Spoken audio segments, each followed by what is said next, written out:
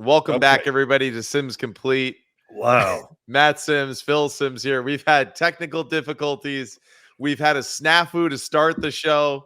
Big Phil, how you doing, Well, man? How's everything? hey, Did you have your listen. coffee this morning, man? Yeah, I did. Listen, it was a long night last night. We might do a little podcast on that with the Giants celebration. Yes. 100 years in existence. That was Right. great. So, yeah, I did get to bed late, but I'm not going to go into detail. One, you're right. Technically, we're having problems. And the other thing Yes, is, you were talking about one conference or one division, and I was talking about an entirely different one. And I said, okay, we got to stop. I'm what the hell's wrong with me? So let's try this again. The NFC West is what we want to talk about. Yes, it is. And I was talking about what? I really appreciate, though, the fact that here I am, going on this tangent, talking about the number 4 ranked quarterback in the NFC West. And clearly you're not listening to a damn word that I'm saying. So I really appreciate you're really tuning in here. No, I was listening and I just think, what the hell are you talking about? You're wrong. Whatever. So the NFC West. Yeah, I know it was bad, but I hope I don't want to see this somewhere like you think it's funny. No, it was beyond. It wasn't even funny. It was downright really bad. Yeah, and the funny thing is I bring it up to you, and you're like, well, you're looking at me like, what? You're crazy. What the hell are you talking about? Yeah. God almighty. Man, it's true. Age is undefeated. So my cheeks are hurting. Okay, here we go. You ready? Yeah. NFC West. Let's talk about the court. Now, I want to clarify this. Yeah. Are we talking about like who's played the best, who we think we would like if we were coaching a team? How are we ranking this? Because I think it's two different things. Let's do it this way, right? I mean, how would you have these 4 quarterbacks ranked on your depth chart if it was one team, right? That's how I would say it, right? Oh, that's interesting. Right? With their talent, what we've seen, everything with what like they've that. done, yeah. I throw in a little bit of just their surrounding cast and all that kind of stuff, just to kind of give everyone the opinion of saying that, like, hey, this group will probably be better than what we're maybe projecting, the potential for this group too, especially because, some guys are going to be playing with like exciting rookies. There's also some contract things going on with other teams, new offensive coordinators. But if we had one team, right, let's just say the NFC West was one football team, how would we rank 1 through 4 on our depth chart? Okay. What's your 4th on the go ahead. What's your 4 on the depth chart? We'll start there. And it's interesting too, because I think to offensive coordinator wise me, and I'm like, oh man, I could do a lot of fun stuff with this group, right? And really do a lot of fun offensive plays. But number 4 for me is Kyler Murray. All right. The Arizona Cardinals quarterback. I think he's a guy that like in our little snafu we did a few minutes ago, we can see all of the talent, right? We know that he is athletic. We know that he can make plays outside the pocket. We know that he's electrifying with his feet. Sometimes I think his size and presence in the pocket is a detriment to him, where he can't just stand there and rip it and be big and strong and powerful in the pocket. So his style of play, it obviously has to adjust to that, right? His arm is powerful at times. His arm length, I feel like, is a detriment to him, where the ball gets away from him. He loses control of the football sometimes because he does have that longer motion compared to most quarterbacks or the high-profile quarterbacks that we've discussed through this. Yeah, just to interrupt you real quick. But go ahead. You said it to me earlier until we screwed things up. I'd start over.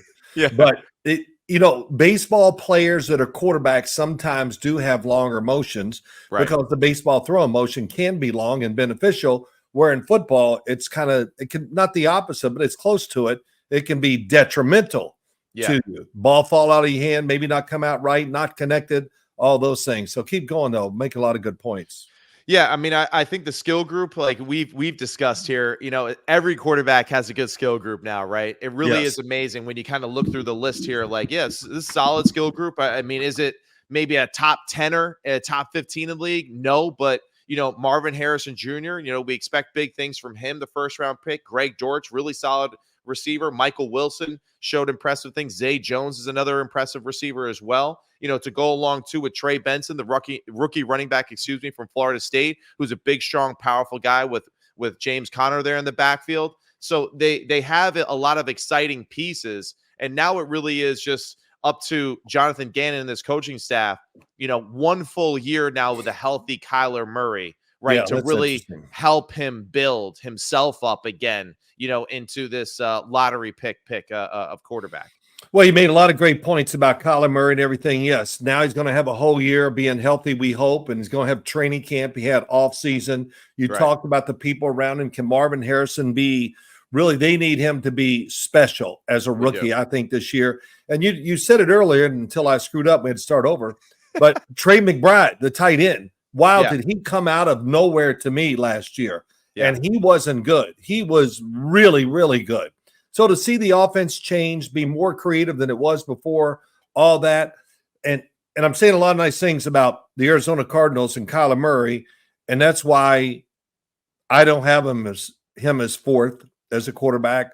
This is not fun for me, but Geno Smith is who I have at number 4. Wow. And, yeah, I know. Geno at number 4. Yeah, I know. Listen, I'm kind of going on what's going to happen this year and looking forward, and I think finally Kyler Murray has grown up to be a pro's pro and to take charge of the team. I really have a lot of confidence in that, because I saw a lot of things with him, with the coaching staff, with their football team. Do they still lack that overall talent to be great? Yes. But, and Geno, hey, it's so close. And I'm being honest, I'm not doing this to disagree with you. Yeah. But Geno, it was a different year last year. Right. And really just for this reason. Everybody, the Seahawks need to draft a quarterback. They're going to draft a quarterback. And shut up. No, they're not. I mean, why would they do that? They're trying to build their team. Don't confuse the thing by trying to draft somebody in the first round or who you think. I mean, the year before it was Anthony Richardson. Oh, they want Anthony Richardson. And right. So it wears me out. But the biggest problem they had last year, they couldn't protect a quarterback worth a damn. Yeah. And I don't care what the stats say. You played quarterback for the Seattle Seahawks last year. You took a beating. Even Drew Lock, when he came in, he played as well as I've seen him play. He was tough, but he took a beating too. So they got that great receiving core. It's there for Seattle. But the most important thing, that offensive line just isn't living up to the billing of those high draft picks and getting it done. So that's why I put Geno fourth. That was hard for me, because I like Geno Smith a lot. And I have really his whole career. And you and I have talked about it. You were with him with the Jets, and he grew up, and he's turned into definitely a bona fide franchise quarterback.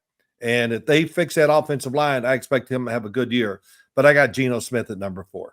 Okay, so we switched these, right? I have Geno 3, Kyler 4. You have Kyler 3. You have Geno 4. I want to go back to something that you said earlier, though, that I thought was interesting. So do you think that Jonathan Gannon is going to have a similar effect on Kyler Murray, the same way that like a Dan Campbell had on Jared Goff, as far as, maturing into a great leader and kind of that guy to kind of take over the team, because of that leadership from the head coach? Absolutely. I watched Jonathan Gannon on the sideline, and, a couple times in games real close, and because, I don't know him and whatever, but yeah, there's no doubt. When you see their team, you listen to what's said and all that, he's in charge. Right. And he's not going to be afraid of Kyler Murray, like, oh, I got to treat him with kid gloves. That's not going to happen. He's going to treat him like you treat a big-time frontline franchise quarterback, and I think that's the way they expect him to play.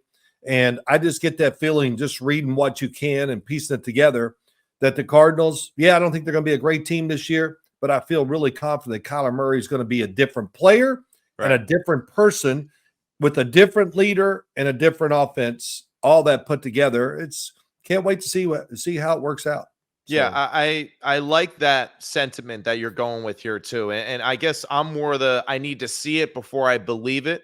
And I think that's really more so too, just because, the facts, I think, behind the scenes and the conversations that people have about Kyler behind the scenes in the football world. And, some of that stuff kind of seems to keep pouring out right into the national media scene a little bit.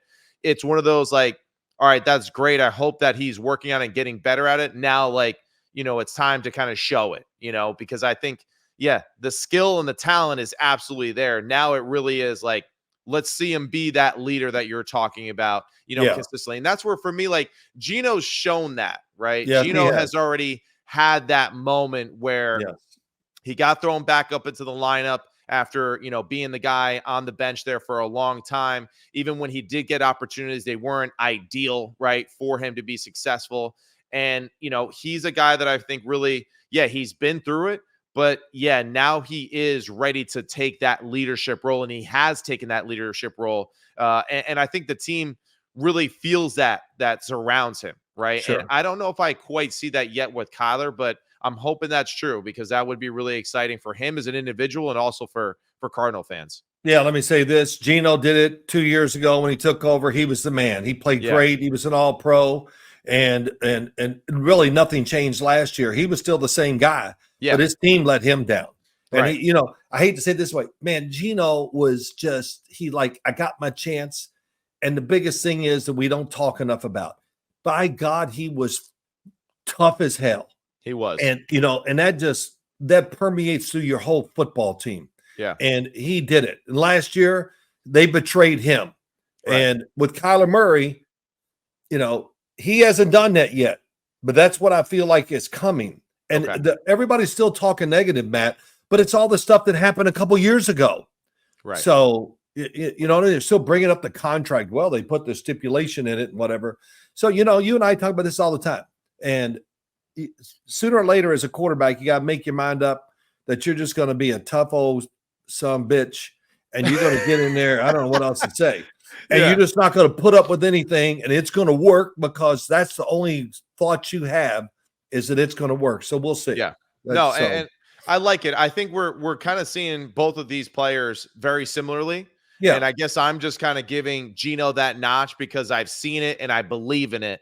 Right. And for Kyler, it's more of a projection, and I think listen, it's not a bad place to be in. This is a hell of a division. This is a really good division. I think Jonathan Gannon's the right guy. I mean, talk about a guy that was really able to kind of change the identity of a team really quickly. I mean, it seemed like early on in the year that they were in every damn football game in the late fourth quarter. So this guy knows how to make games ugly. He knows how to make them tough.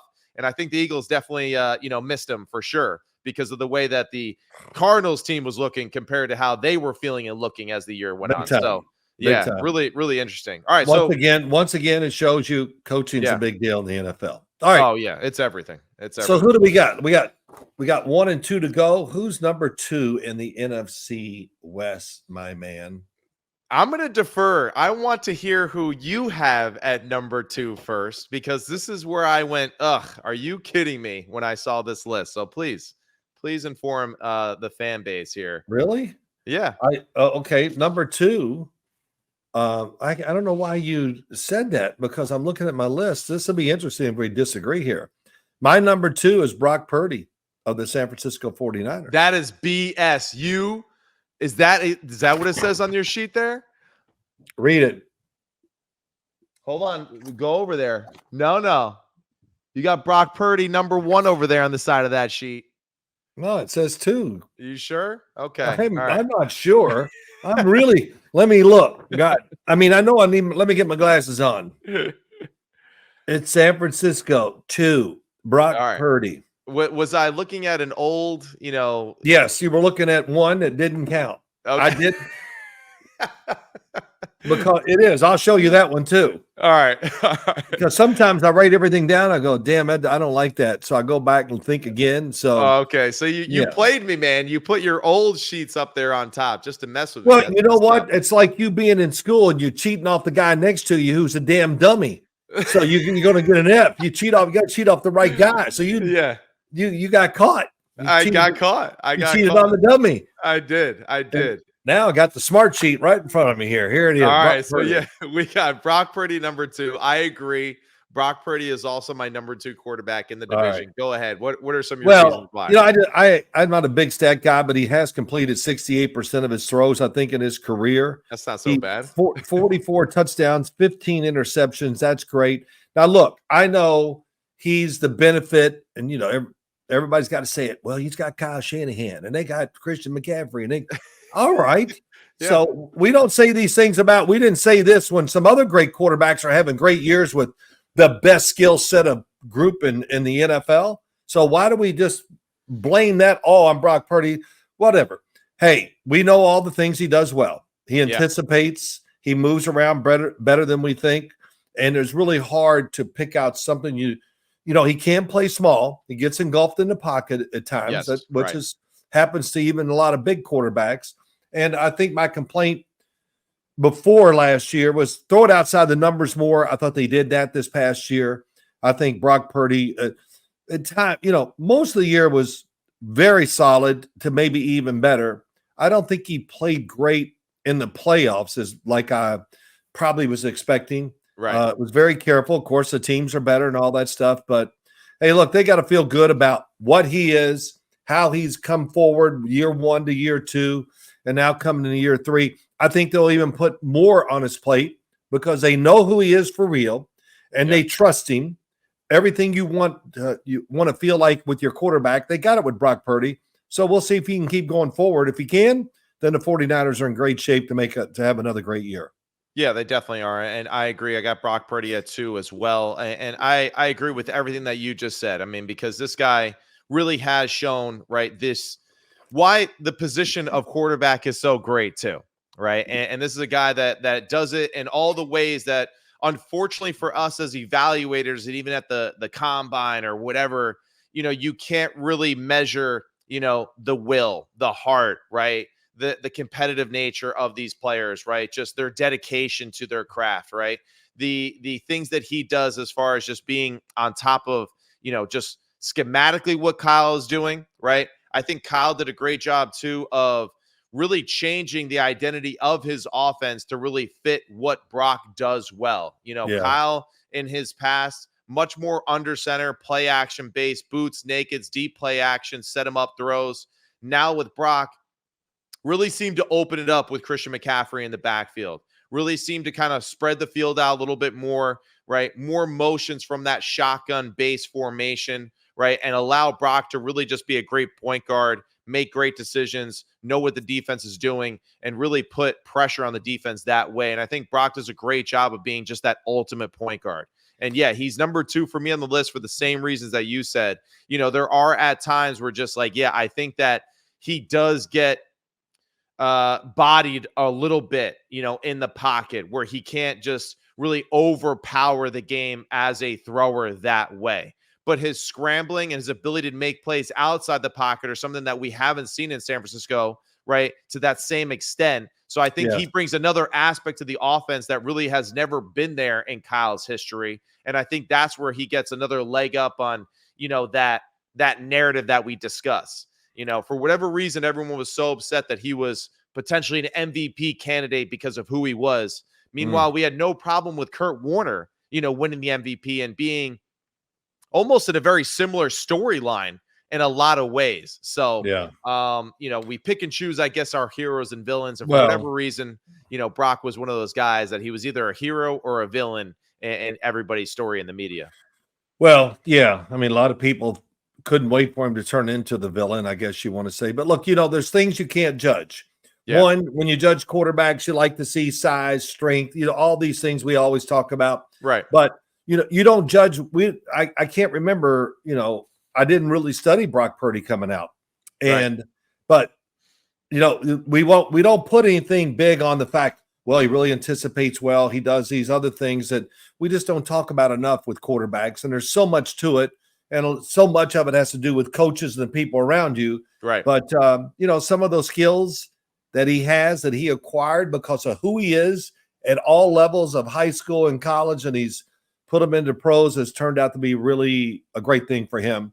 Yeah. And he's number 2 in the NFC West. And also, too, just we can't predict leadership, that's right. It's hard. I think this list, too, is a great example of just like, hey, Kyler Murray's not as great of a leader as a Geno Smith in my eyes, right? I think Brock Purdy, he is a tremendous leader, right, of this football team that truly believes him. You hear the way that people talk about him within the building, and that to me is very powerful too, despite whatever he may lack physically or the look that people are looking for compared to other great quarterbacks in the NFL.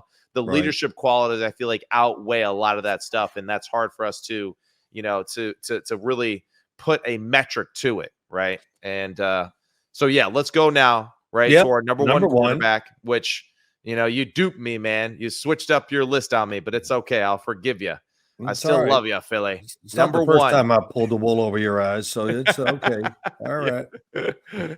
Well, So number one. one. Yep. Well, Matt Stafford. Listen, the story today was Matt Stafford on the radio up here in New York, and I just heard it on the national radio show. Yeah. As I went to the doctor this morning, I was coming back, and they're talking about his wife. But I'm not even going to get into it. I'm like, damn, why would you go down that road? I don't know, but whatever. Matt Stafford. Look, the Super Bowl, the team kind of falls apart, and watching them last year, Matt. I mean, when you look at stats too, it just shows you how much they lie about players, teams, especially quarterbacks. Yeah. So what is it about his stats? Well, he only completed 62%, so he must be inaccurate. Right. Because, I look at the numbers. Oh, my God, I had to hear the guy talk about numbers today with Trevor Lawrence. This touch. Oh, God, it drives me crazy. All right, keep going. Yeah. Yeah, I know. I'm sorry. But, yeah, I mean, you look at his numbers, you go, well, I don't know. It's not that great. Let me see. 24 touchdowns, 11 interceptions. Way too many interceptions compared to the touchdowns. Yeah. But my point being this, I'm such a jerk and so sarcastic all the time. But when you watch him play, he's good for what, man? I'm just going to put a number on it. He's good for 5 throws in a game almost every single week. Yeah. That I don't know if any other quarterback in football, any other one, and that includes Patrick Mahomes and Lamar and you name them, all of them, they couldn't make them. I mean, He can drop sidearm facing down the field and throw an 18-yard out route to a receiver and put it with power and accuracy. Yeah. I mean, what game was I watching when they were playing last year? Detroit and the Rams. I mean, some of those throws in that game were incredible. Yeah. And I don't know what else to say about him. Yeah, they got a good receiving core now, but he helps them out too. And no doubt. Sean McVay it's like he went to LA and was reborn. It fell apart, let's say, but now I feel like he's reborn again. And Matt Stafford, hey, he should ask for another couple years on that contract because that arm's never going to die.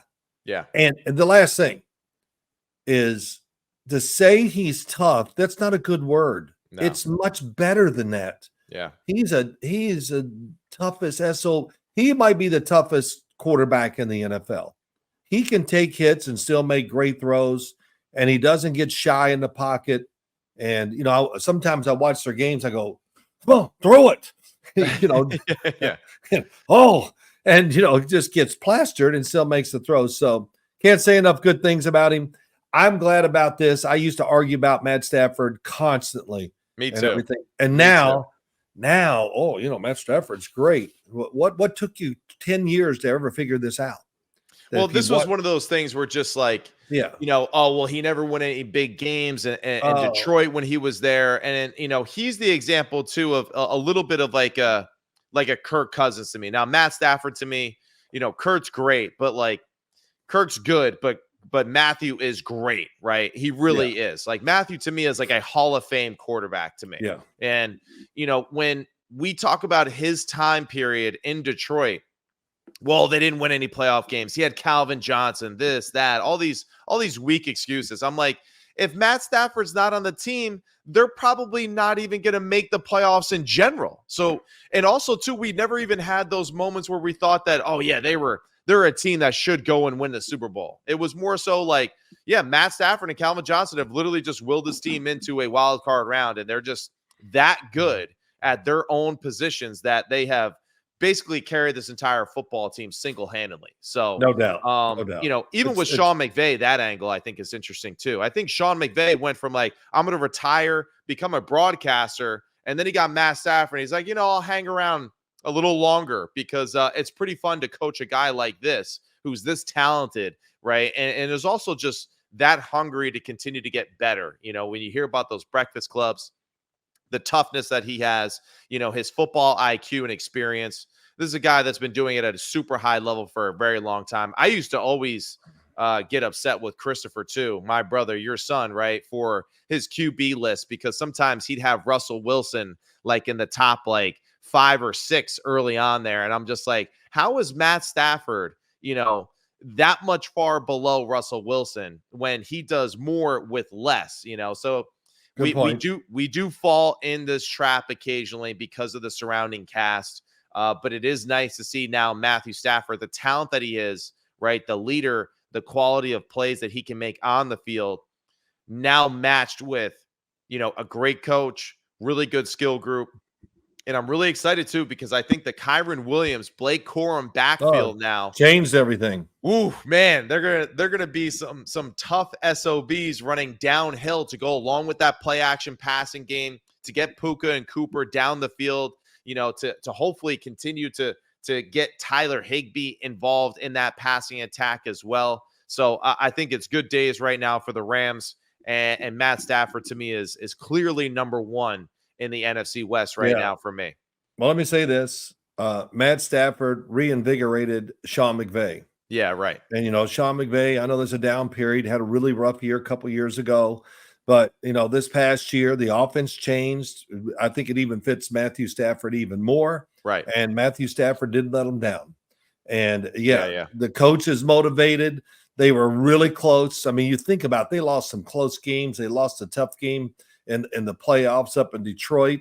So many chances to win that. And probably the one team that San Francisco didn't want to see in that championship game, no doubt, would have been the Rams, because the Rams just don't want to play. And Sean's kind of got like Kyle's number that way too. He kind of knows how to slow down his offense and pick apart his defenses in that history. And you're right. This is, the Rams losing a tough one, the Bucks losing a tough one to Detroit. I think this NFC it's kind of creeping up where like there's a few teams here. It's not just the Eagles and the Niners, right? And then maybe a little bit of the Cowboys. I think there's a few teams really here that can make that next jump up. And it's partly because of some of the quarterbacks that we've been talking about, and Matthew Stafford obviously being, one of the main ones. Well, here's what I took out of this whole segment, the NFC West, is the fact that you called your brother an idiot and he didn't rank the quarterbacks right. So I didn't say that. I didn't say that. You did. You just did I? Did I drop the I word? I hope. No, you didn't. You didn't. I just threw it in there. I was always just disappointed that I thought he always gave Russell way too much credit in Seattle, right? And I feel like it just, Matthew Stafford's one of those guys that I was always a fan. Even at Georgia, I was a fan of him and his ability, me too. With AJ Green. And I just always thought that he was so underappreciated for what he was doing. And, now I love kind of being that guy like, I told you so, even though no one really remembered that I said it anyway. No, that's all right. Wait till I call your brother and tell him what you said. So that'd be all right. That's all right. He'll just say that Matt's an a-hole and move on. Okay. All right. Well, good job. NFC West down. It's done. We got that. You did it, Phil. You did it. It only took me 2 tries. The first try. If I see this on the internet somewhere, I'm going to get you. No, man, we won't. Trust me. All right. We'll delete that was really bad. That was not your best moment out here. That's all right. We love you. All right. That's all for the NFC West. We'll be back with more. See you later. Check us out. YouTube, Instagram, Phil Sims, Matt Sims, Sims Complete. We're out. See ya. Toodles.